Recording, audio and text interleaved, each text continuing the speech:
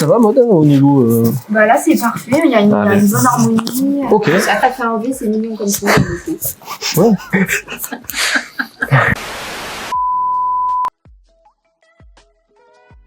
Bonjour, je suis Vincent Vigneault, je suis concepteur applicatif de test chez Spherea depuis 3 ans. Bonjour, Philippe Salabert.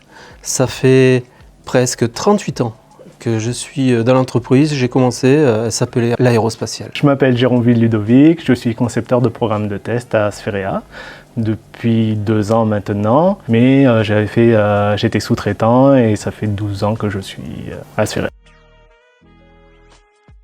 Moi, je dirais tout simplement résoudre les problèmes chez les clients. Voilà, chez les clients en interne ou aller chez le client pour ceux qui peuvent y aller. Moi, c'est faire de la conception matérielle et logicielle. Bah, moi, c'est entre les deux, du coup. Même si là, récemment, ça a plus été la partie conception, spécification, rédaction de documentaire. L'expérience, parce que aucun problème ne se ressemble. Et plus on a d'expérience, plus on sait où il faudra aller chercher. Et après, bon, les connaissances, bien sûr. Ça, on les a dès le départ. Ouais, pour moi, ça serait l'autonomie et la curiosité. Parce qu'on est dans un univers qui allie les différents métiers de Spherea, l'applicatif, et il faut savoir aller parfois chercher des infos et se débrouiller un petit peu tout seul parfois. Aimer le challenge, on voit différentes technologies, on voit d'anciennes technologies qu'il faut mettre au goût du jour ou adapter. Donc voilà, aimer le challenge. Sors du bureau. Et c'est plus dans le sens où, même si on a un nom, souvent on a tendance à se cacher un peu derrière nos outils, l'informatique, la téléphonie, on envoie un petit message, surtout avec Teams maintenant, ça va très vite. Mais en fait, il y a beaucoup de monde qui est très pointu dans notre société, pas forcément disponible, et si on ne prend pas le temps et le courage pour aller déranger un petit peu ces gens-là, parfois on peut attendre des réponses très longtemps.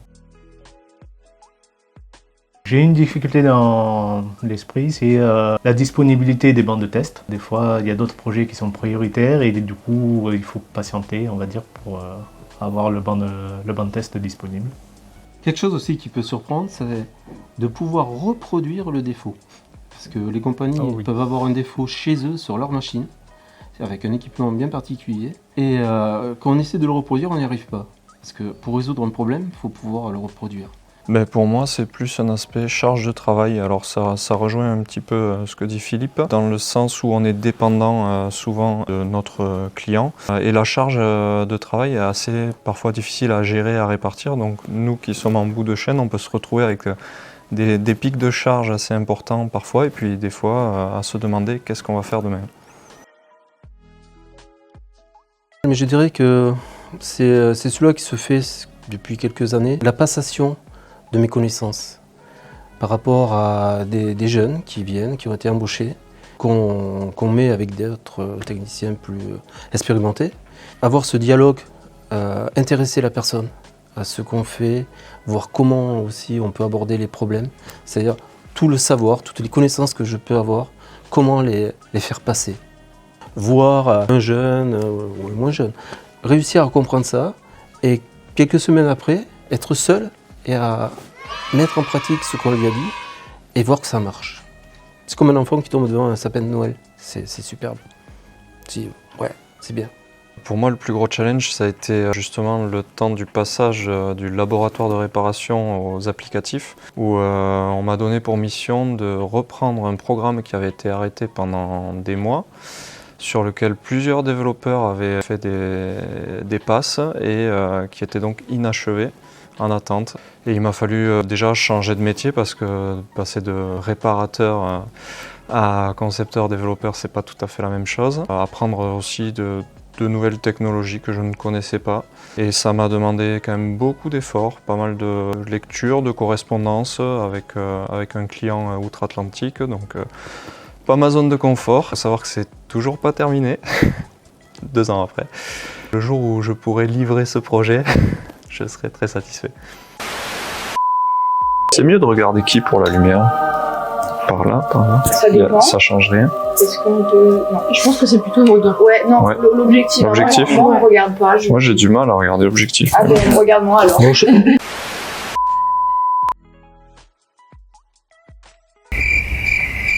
Bonne. Bonne. Très bonne. Non, vraiment, vraiment convivial, tout ça, vraiment. On se fait des blagues. On se fait des chocoblasts. Et les chocoblasts. On n'a tout le pas monde le droit est de bien. parler des nerfs, c'est ça? Oui, non. Non, pas Non. les nerfs. Non, non. Non, non. On mange beaucoup. Aussi. Oui. Oui, oui, oui, oui. Mais ça reste studieux. Une camaraderie, amusement, on s'aide. On fait des after-work. Des after-work, oui, après le travail. Le fait de se retrouver ensemble après le travail, c'est que il y a forcément du plaisir. On a fait bowling, on a fait laser quest, on a fait pétanque, on a fait... On a fait juste sortir aussi. Oui. Oui?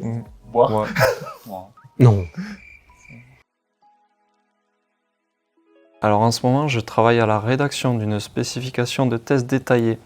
C'est le document en amont de la conception qui va permettre par la suite de pouvoir développer et concevoir en toute sérénité et en toute sécurité. Alors actuellement, donc projet civil, une résolution de problème sur un CPC, c'est un calculateur pression pour maintenir la pression dans les cabines. Plus spécifiquement, ça marche sur un type de machine qui s'appelle la Latex série 6 et j'ai un problème sur la Latex série 7. Et donc je suis en train de mettre au point sur la Latex série 7 pour que ça marche sur les deux. Et le deuxième projet, c'est un prime A350, calculateur principal de l'A350. On est en train de faire la validation également sur série 7. Une des rencontres qui m'a le plus marqué, c'est Gibo. Parce que il m'a appris beaucoup de choses. C'était un génie de la bidouille, comme on dit chez nous, et je l'ai vu trouver des problèmes qui étaient vraiment des problèmes incroyables. Qui a même, je me souviens d'un problème, il avait même résolu dans son garage. Ben, c'est comme pour Philippe, c'est Gibo.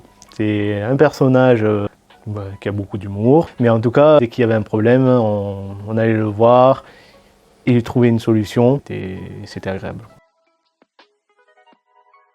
Développeur, applicatif et test. Concepteur de programme de test. Analyser, coder, tester et valider. Moi, si je suis pas là, je suis bien plus grand que les autres parce qu'au milieu, ça s'affaisse alors que sur les côtés, ça remonte.